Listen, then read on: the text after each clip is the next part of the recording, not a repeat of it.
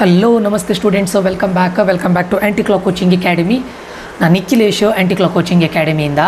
Students, ಈ ಒಂದು ವಿಡಿಯೋದಲ್ಲಿ ನಾನು ನಿಮಗೆ KEA ಕಡೆದವರು ನೋಟಿಫಿಕೇಷನ್ನ ರಿಲೀಸ್ ಮಾಡಿದ್ದಾರೆ. ಮಾರ್ಕ್ಸ್ ಎಂಟ್ರಿ ಬಗ್ಗೆ ತುಂಬ ಡೌಟ್ಸ್ಗಳಿದ್ದಿತ್ತು. ಸರ್, ಯಾರು ಎಂಟ್ರಿ ಮಾಡಬೇಕು, ಯಾವುದನ್ನು ಕೂಡ ಸರಿಯಾಗಿ ಅವರು ಕೊಡಲಿಲ್ಲ. ಆ ಲಿಂಕನ್ನು ರಿಲೀಸ್ ಮಾಡಿದರು. ಆ ಲಿಂಕಲ್ಲಿ CBSE, ICSE, other boards other than Karnataka state board ಅವರು ಎಂಟ್ರಿ ಮಾಡಬೇಕು ಅಂತ ಹೇಳಿದರು. ಬಟ್ ಅಫಿಷಿಯಲಾಗಿ ನೋಟಿಫಿಕೇಷನ್ ಬರುವವರೆಗೂ ವೆಯ್ಟ್ ಮಾಡಿ ಅಂತ ಹೇಳಿದ್ದೆ. ಸೊ ಅದರ ಪ್ರಕಾರ ಅಫಿಷಿಯಲ್ ನೋಟಿಫಿಕೇಷನ್ ಬಂದಿದೆ. ಸೊ ಏನು ಅಂತ ಕೇಳಿದರೆ ಕರೆಕ್ಟ್ ಕೇಳ್ಕೊಳ್ಳಿ ಸ್ಟೂಡೆಂಟ್ಸು. ಇದರಿಂದ ಏನು ಗೊತ್ತಾಗುತ್ತೆ ಕೇಳಿದರೆ, ಅವರ ನೋಟಿಫಿಕೇಷನಲ್ಲಿ ಏನು ಹೇಳಿದ್ದಾರೆ ಕೇಳಿದರೆ, CBSE, ನೀವು CBSE ಸಿಲೆಬಸ್ ಇರ್ಬೋದು, ICSE ಸಿಲೆಬಸ್ ಇರ್ಬೋದು, ಅದರ್ ದೆನ್ ಕರ್ನಾಟಕ ಸ್ಟೇಟ್, ನೀವು ಕರ್ನಾಟಕ ಸ್ಟೇಟ್ ಬಿಟ್ಟು ಬೇರೆ ಔಟ್ಸೈಡ್ ಅಲ್ಲಿ ಕಂಪ್ಲೀಟ್ ಮಾಡಿದ್ದವರು ಮಾತ್ರ, ಆಯಿತಾ, ನೀವು ಮಾತ್ರ ಏನು ಇಲ್ಲಿ ಎಂಟ್ರಿ ಮಾಡಬೇಕು. ಅದರ್ ದೆನ್ ದ್ಯಾಟ್ ಕರ್ನಾಟಕ ಸ್ಟೇಟಲ್ಲಿ ನೀವು ಇದ್ದು CBSE ಎಕ್ಸಾಮ್ ಬರ್ದಿರ್ಬೋದು, ಅಥವಾ ICSEಯಲ್ಲಿ ಓದಿರ್ಬೋದು, ಅಥವಾ ಕರ್ನಾಟಕ ಸ್ಟೇಟ್ ಬೋರ್ಡಲ್ಲಿ ಓದಿರ್ಬೋದು, ನೀವು ಮಾರ್ಕ್ಸನ್ನು ಎಂಟ್ರಿ ಮಾಡೋ ಅಗತ್ಯ ಇರೋದಿಲ್ಲ. ಓಕೆ, ಕರ್ನಾಟಕ ಬಿಟ್ಟು ಔಟ್ಸೈಡಲ್ಲಿ ಓದಿ, ಸೆಕೆಂಡ್ PUCನ ಕಂಪ್ಲೀಟ್ ಮಾಡಿ ಔಟ್ಸೈಡಲ್ಲಿ ಓದಿ KCTಲಿ ಪಾರ್ಟಿಸಿಪೇಟ್ ಮಾಡ್ತಾ ಇರುವಂಥ ಸ್ಟೂಡೆಂಟ್ಸ್ಗಳು ಗೊತ್ತಿದೆಯಲ್ಲ, ಅವ್ರು ಕ್ಲಾಸ್ B ಅಥವಾ C ಆ ಕ್ಲಾಸಲ್ಲಿ ಬರ್ತಾರೆ ನೋಡಿ, ಅಂಥ ಸ್ಟೂಡೆಂಟ್ಸ್ಗಳು. ಕ್ಲಾಸ್ ಬಗ್ಗೆ ನಾನು ಮಾತಾಡೋದಿಲ್ಲ. ನೀವು ಕರ್ನಾಟಕದಲ್ಲಿ ನೀವೇನು ಓದಿರೋದಿಲ್ಲ, ಆಯಿತಾ. ಕರ್ನಾಟಕದಿಂದ ಔಟ್ಸೈಡ್ ಓದಿ ನೀವು ಬೇರೆ ಸ್ಟೇಟ್ ಬೋರ್ಡಲ್ಲಿ ಓದಿರ್ತೀರಾ, CBSE ಬೋರ್ಡಲ್ಲಿ ಓದಿರ್ತೀರಾ, ICSEಯಲ್ಲಿ ಓದಿರ್ತೀರಾ, ನೀವು ಮಾರ್ಕ್ಸನ್ನು ಎಂಟ್ರಿ ಮಾಡಬೇಕು. ಯಾರ್ಯಾರು ಕರ್ನಾಟಕ ಬೋರ್ಡಲ್ಲೇ ಓದಿದ್ದೀರಾ, ಕರ್ನಾಟಕ ಸ್ಟೇಟ್ ಬೋರ್ಡಲ್ಲಿ ಯಾವ ಅಂದರೆ Karnataka board, I mean to say ಕರ್ನಾಟಕದಲ್ಲಿ, ನೀವು ಕರ್ನಾಟಕದಲ್ಲಿ ಇದ್ದು CBSE ಬೋರ್ಡ್ ಆಗಿರ್ಬೋದು, ICSE ಆಗಿರ್ಬೋದು, ಸ್ಟೇಟ್ ಬೋರ್ಡ್ ಆಗಿರ್ಬೋದು, ಯಾವುದೂ ಆಗಿರ್ಬೋದು, ನೀವು ಎಂಟ್ರಿ ಮಾಡೋ ಅಗತ್ಯ ಇಲ್ಲ. ಓಕೆ, ಯಾರು ಎಂಟ್ರಿ ಮಾಡಬೇಕು ಕೇಳಿದರೆ ಕರ್ನಾಟಕದಿಂದ ಹೊರಗಡೆ, ನೀವು ಆಂಧ್ರ ಪ್ರದೇಶದಲ್ಲಿ ಓದ್ತಿರ್ಬೋದು, ಅಥವಾ ತಮಿಳ್ನಾಡಲ್ಲಿ ಓದ್ತಿರ್ಬೋದು, ಕೇರಳದಲ್ಲಿ ಓದ್ತಿರ್ಬೋದು, ಅಲ್ಲಿ ನೀವು ಅಲ್ಲಿನ ಬೋರ್ಡ್ ಪ್ಲಸ್ CBSE ಆಗಿರ್ಬೋದು, ICSE ಆಗಿರ್ಬೋದು, ಯಾವುದೇ ಆಗಿರ್ಬೋದು, ನೀವು ಎಂಟ್ರಿ ಮಾಡಲೇಬೇಕು. ಕರ್ನಾಟಕದಲ್ಲಿ ಓದ್ತಾ ಇರೋರು ಯಾವುದೇ ಬೋರ್ಡ್ ಆಗಿದ್ದರೂ ಎಂಟ್ರಿ ಮಾಡೋದು ಬೇಡ. ಸೊ ಇದು ಕ್ಲಾರಿಟಿ ಸಿಕ್ಕಿದೆಯಲ್ಲ, ಎಂಟ್ರಿ ಮಾಡೋದು ಬೇಡ. ಮತ್ತು ರಿಪೀಟರ್ಸಿಗೂ ಕೂಡ ಅವರು ಏನು ಹೇಳ್ತಾರೆ, ನಿಮ್ಮ ನೋಂದಣಿ ಸಂಖ್ಯೆನ, ರಿಜಿಸ್ಟ್ರೇಷನ್ ನಂಬರ್ನ ನೀವು ಪ್ರಾಪರಾಗಿ ಮಾಡಿದ್ದಿದ್ರೆ ನಿಮಗೆ ಅವರು ಫೆಚ್ ಮಾಡ್ಕೊಳ್ತಾರೆ, ಡೈರೆಕ್ಟ್ಲಿ ಫೆಚ್ ಮಾಡ್ತಾರೆ. ಸೊ ದಯವಿಟ್ಟು ರಿಜಿಸ್ಟ್ರೇಷನ್ ನಂಬರ್ ಪ್ರಾಪರಾಗಿ ಕೊಟ್ಟಿರ್ತೀರ ಬಿಡಿ, ಅವರು ಡೈರೆಕ್ಟ್ ಫೆಚ್ ಮಾಡ್ತಾರೆ. Okay, other than Karnataka students, Karnataka state students ಬಿಟ್ಟು, ಅದು ಕರ್ನಾಟಕ ಸ್ಟೇಟ್ ಬೋರ್ಡ್ ಬಗ್ಗೆ ಮಾತಾಡ್ತಾ ಇಲ್ಲ ನಾನು, ನೀವು ಕರ್ನಾಟಕದಲ್ಲಿ ಯಾವುದೇ ಬೋರ್ಡಲ್ಲಿ ಓದಿರಿ, ನೀವು ಆಗ ಇದು ಮಾಡೋ ಅಗತ್ಯ ಇಲ್ಲ, ಏನು ಮಾರ್ಕ್ಸನ್ನು ಎಂಟ್ರಿ ಮಾಡೋ ಅಗತ್ಯ ಇಲ್ಲ. ಕರ್ನಾಟಕ ಬಿಟ್ಟು ಔಟ್ಸೈಡ್ ಸ್ಟೇಟಲ್ಲಿ ನೀವು ಓದಿದ್ದಿದ್ರೆ ಅದು ಯಾವುದೇ ಬೋರ್ಡ್ ಆಗಿರಲಿ, ನೀವು ಎಂಟ್ರಿ ಮಾಡಲೇಬೇಕು, ಆಯಿತಾ. ಇದು ಹಾಗೆ ಮತ್ತು ಇನ್ನೊಂದಿಷ್ಟು ಫೀಸ್ಗಳ ಬಗ್ಗೆ ಮಾತಾಡಬೇಕು. ಅದಕ್ಕಿಂತ ಮುಂಚೆ ನಮ್ಮ ಆ್ಯಂಟಿ ಕ್ಲಾಕ್ ಕೋಚಿಂಗ್ ಅಕಾಡೆಮಿಯ 1-to-1 ಪರ್ಸನಲ್ ಕೌನ್ಸಿಲಿಂಗಿಗೆ ಜಾಯ್ನ್ ಆಗಬೇಕು ಅಂತಿದ್ರೆ ಈ ನಂಬರ್ಗೆ ಮೆಸೇಜ್ ಹಾಕಿ. ಓನ್ಲಿ KCTಗೆ 1499 ರುಪೀಸ್ ಇದೆ, ಓನ್ಲಿ ಕಾಮಿಡ್ಕೆಗೂ ಕೂಡ 1499 ರುಪೀಸ್ ಇದೆ. ಹಾಗೆ ಕಾಮಿಡ್ಕೆ ಮತ್ತು KCT ಕಂಬೈಂಡಿಗೆ 2499 ರುಪೀಸ್ ಇದೆ. ಜಾಯ್ನ್ ಆಗಬೇಕು ಅಂತಿದ್ದವರು ಆದಷ್ಟು ಬೇಗ ಈ ನಂಬರ್ಗೆ ಮೆಸೇಜ್ ಆಗಿ ಜಾಯ್ನ್ ಆಗಿ. ಓಕೆ, ಇದರಲ್ಲಿ ನಿಮಗೆ 1-to-1 ಪರ್ಸನಲ್ ಕೌನ್ಸಿಲಿಂಗ್ ಇರುತ್ತೆ. ನಿಮ್ಮ ರ್ಯಾಂಕಿಗೆ ಸರಿಯಾಗಿ, ನಿಮ್ಮ ಪ್ರಿಫರ್ಡ್ ಬ್ರಾಂಚಿಗೆ ಸರಿಯಾಗಿ, ನಿಮ್ಮ ಕ್ಯಾಟಗರಿಗೆ ಸರಿಯಾಗಿ ನಾವು PDF ಪ್ರೊವೈಡ್ ಮಾಡ್ತೇವೆ, ಅಂದರೆ ಕ್ಯಾಟಗರಿ ವೈಸ್ PDF ಪ್ರೊವೈಡ್ ಮಾಡ್ತೇವೆ. ಅದೇ ರೀತಿ ನಿಮಗೆ ಗೈಡೆನ್ಸನ್ನು ಕೊಡ್ತೇವೆ. ಇದರಲ್ಲಿ 1-to-1 ಪರ್ಸನಲ್ ಗೈಡೆನ್ಸ್ ಇರುತ್ತೆ, over the phone call completely 1-to-1 personal counselling ಇರುತ್ತೆ, ಆಯಿತಾ. ಸೊ ಈಗ ನೋಡಿ, ಕರೆಕ್ಟ್ ಕೇಳ್ಕೊಳ್ಳೆ, ಏನಾಗಿದೆ ಅಂತ ಕೇಳಿದರೆ, ಇದು ಮೀಡಿಯಾದಲ್ಲಿ ಅಂದರೆ ಮೊನ್ನೆ ಪ್ರೆಸ್ ಮೀಟಲ್ಲಿ, ಹೈಯರ್ ಎಜುಕೇಷನ್ ಪ್ರೆಸ್ ಮೀಟಲ್ಲಿ ಬಂದಂಥ ಒಂದು ಇನ್ಫಾರ್ಮೇಷನ್, ಕೊಟ್ಟಂಥ ಇನ್ಫಾರ್ಮೇಷನ್ನು ಏನಾಗುತ್ತೆ ಅಂತ ಕೇಳಿದರೆ, 2024 ಏನಾಗಿತ್ತು KCTಯಲ್ಲಿ ಕಂಪ್ಯೂಟರ್ ಸೈನ್ಸ್ ಆ್ಯಂಡ್ ಇಂಜಿನಿಯರಿಂಗ್, ನಾನು ಇದರಲ್ಲಿ AIML ಬಗ್ಗೆ ಮಾತಾಡ್ತಾ ಇಲ್ಲ, only computer science and engineering 2367 ಇದ್ದಿತ್ತು ಸೀಟ್ಸ್ಗಳು. ಅದರಲ್ಲಿ 2136 ಸೀಟ್ಸ್ಗಳು ಫಿಲ್ ಆಗಿತ್ತು, 231 ಸೀಟ್ಸ್ಗಳು ವೇಕೆಂಟ್ ಇದ್ದಿತ್ತು.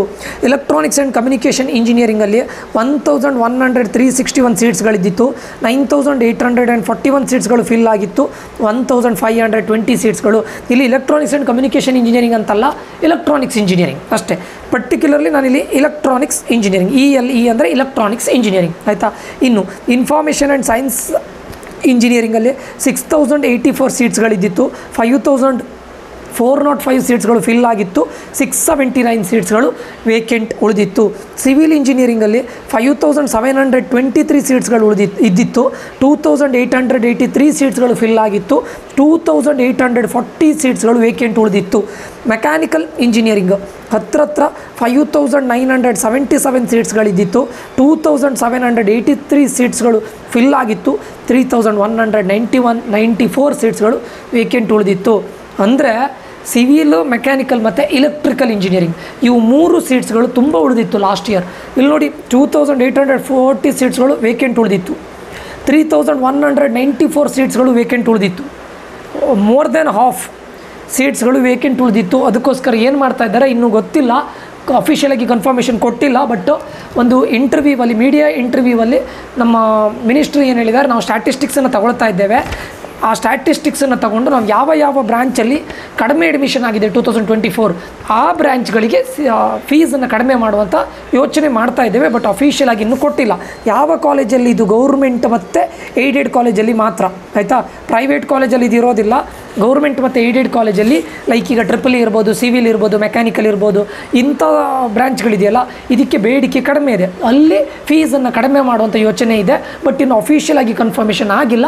ಅಫಿಷಿಯಲ್ ಆಗಿ ಕನ್ಫರ್ಮೇಷನ್ ಬಂದ ಮೇಲೆ ನಾನು ಹೇಳ್ತೇನೆ, ಆಯಿತಾ. ಸೊ ಇಲ್ಲಿ ಸೀಟ್ಸ್ಗಳು ಕಡಿಮೆ ಆಗೋ ಚಾನ್ಸಸ್, ಫೀಸ್ಗಳು ಕಡಿಮೆ ಆಗೋ ಚಾನ್ಸಸ್ ಇದೆ. ಅದರಲ್ಲಿ ಯಾವುದರಲ್ಲಿ ಸಿವಿಲ್, ಮೆಕ್ಯಾನಿಕಲ್ ಮತ್ತು ಇಲೆಕ್ಟ್ರಿಕಲ್, ಆಯಿತಾ. ಕಂಪ್ಯೂಟರ್ ಸೈನ್ಸ್ ರಿಲೇಟೆಡ್ 100% ಕಡಿಮೆ ಆಗೋದಿಲ್ಲ.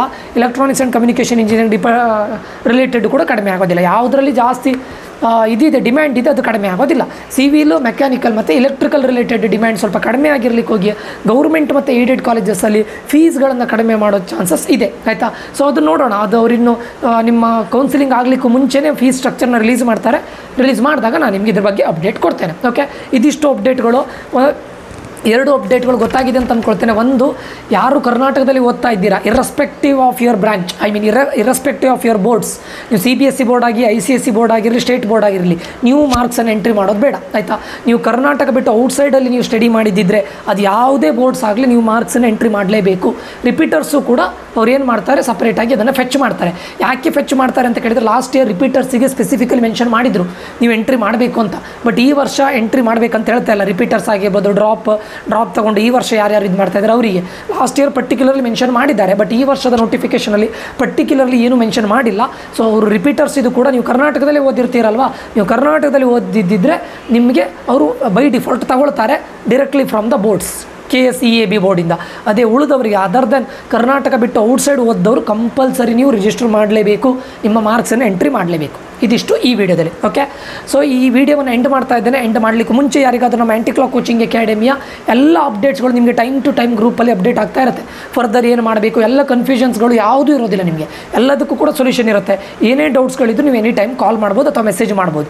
ಓಕೆ, ಸೊ ಇದು ಬೇಕಂದರೆ ಈ ನಂಬರಿಗೆ ಮೆಸೇಜ್ ಹಾಕಿ. ಲಿಮಿಟೆಡ್ ಸೀಟ್ಸ್ ಇರುತ್ತೆ, ಆದಷ್ಟು ಬೇಗ ಜಾಯ್ನ್ ಆಗಿ ಅಂತ ಹೇಳ್ತಾ ಈ ವಿಡಿಯೋವನ್ನು ಇಲ್ಲಿಗೆ ಎಂಡ್ ಮಾಡ್ತಾ ಇದ್ದೇನೆ. ಈ ವಿಡಿಯೋ ಇನ್ಫಾರ್ಮೇಟಿವ್ ಆಗಿದ್ದರೆ ಲೈಕ್ ಮಾಡೋದನ್ನು ಮರಿಬೇಡಿ, ಶೇರ್ ಮಾಡೋದನ್ನು ಮರಿಬೇಡಿ, ಸಬ್ಸ್ಕ್ರೈಬ್ ಮಾಡಿ ಅಂತ ಹೇಳ್ತಾ ಮುಂದಿನ ವಿಡಿಯೋದಲ್ಲಿ ಮತ್ತೆ ಸಿಗ್ತೇನೆ. Until that, love you all, bye bye, take care students.